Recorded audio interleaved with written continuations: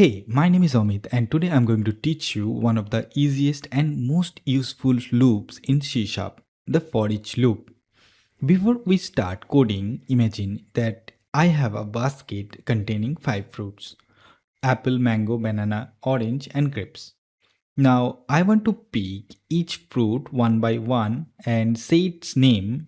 I pick apple and say apple, then mango, then banana, and I continue until there are no fruit left. This is basically how a for each loop works.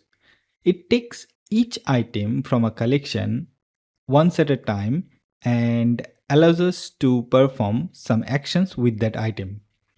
So today we will learn what a for loop is, why we need it, and how it works with arrays and lists, and when we should choose the for each instead of the for loop. Let's start. Suppose I have 5 student names in an array. Now I want to display every student names. Of course, I could write and continue like this. But what happens if I have 100 students? I definitely don't want to write console.writeLine 100 times. This is why we use loops. And when our goal is simply to go through every item in an array or list or collection, the for each loop is usually one of the easiest option. Think of for each as saying, for each student in my student collection, do something. That's actually where the name for each comes from. Let's understand the definition in a very simple way. A for each loop is used to go through the element of a collection one by one. That collection could be an array, a list, or many other types of collection in C Sharp. Let's look at the syntax. For each string student in students console.writeLine student. Now, don't try to memorize this immediately. Let's understand it piece by piece. For each tells C# that we want to start a for each loop. String is data type of each item. Student is a temporary variable that represents the current student. In simply means we are taking items from something, and student is our collection. So we can read this almost like normal English. For each string called student in students, print the student. Once you understand the sentence, the syntax become very easy to remember. Now let's run our program.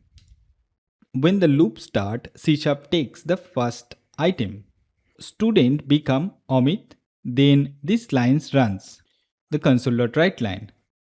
So Amit is printed, then loops comes back automatically. Now student becomes Rahul and Rahul is printed. Then Priya, then John and then Sarah. Once there are no more items, the loop automatically stops. So we don't have to tell the loop where to start. We don't have to increase any counter and we don't have to tell it exactly when to stop. The for each loop handles all of that for us. Another simple example using numbers. So we can take an integer, then marks, and we can put some numbers there. For each mark in marks, then mark. Okay, this should be integer. Here our array contains integer values. That's why I have written int mark. On the first iteration, mark is 70. On the second is 80, then 65, 90, then 85. Let's make this example more useful. Suppose I want to check whether each student has passed or needs improvement. We have an array of marks. Then we are going to change here the conditions. If mark is greater than equal 70, then execute the code console.writeLine mark what mark student received and then concat with a string passed. Close it. In the else condition, we are putting console dot write line mark of the student concat with the string needs improvement. Close. Now the for each loop is not only displaying the values. For every value we are also applying some logic, and this is where loops become very powerful. We can progress every item without repeating the same code again and again. Let's use a list. So we can take a list here, remove all the codes, list string, then courses, new list, the string C#, Java, Python, React. Suppose I want to display all available courses. I can simply write for each string course in courses print console.writeLine course. Notice something important. The for each syntax is almost exactly same as our array example. With the array, we loop through students. Now we are looping through courses. This is one reason why for each is so useful. Once you understand the basic syntax, you can use the same idea with many different collections. Now you might be thinking, we already learned for loop. Why do we need for each? Let's compare them using a for loop. Here we need an index called I.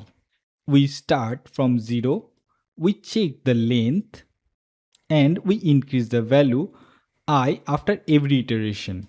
Now look at for each. Much simpler. If I only want to read every student's name, I would normally choose for each. But suppose I want to know the position of a student. For example, student 1 is Amit, student 2 is Rahul, student 3 is Priya. In that situations, a for loop can be more convenient because we have direct access to the index. So remember this simple rule. If you just want to go through every item, think of for each. But if you specifically need the index or the positions, a for loop much better choice. Let's quickly understand the advantage. First, for each is easy to read. Second, we don't need to manage an index. Third, there is less chance of making mistakes with an array positions. And fourth, it works very well when we want to process all items in a collection. But there are also some limitations. For example, for each does not directly gives us the index. Also, we should not add or remove items from the same collections while we are looping through it. This can cause an error because we are changing the collections while for each is using it. If you need to change the structure of collections while looping, you may need a different approach. Let's look at some common beginner mistakes. The first mistake is using a wrong data type. If you have integer numbers, then you should write for each integer number in numbers, not for each string number in numbers. The type should match the item in the collections. Another common mistake is confusing the current item with the whole collections. Remember, students is the complete collections, but the student represent only one student at a time. A good naming pattern makes this easy to understand. Students, many students. Student, one student. Courses, many courses. Course, one course. This simple naming habit will make your code much easier to understand. If I want to display every item in a list and I don't need the index, which loop would be a simple choice? Look at this code for each string fruit in fruits and then console.writeLine fruit. Now what does the fruit represent? So today we learn how the for each loop works in C#. The most important thing I want you to remember this. A for each loop takes item from a collection one by one and executes the same block of code for each item. We learned how to use for each with arrays and list, how it is different from for loop, and some common mistakes you should avoid.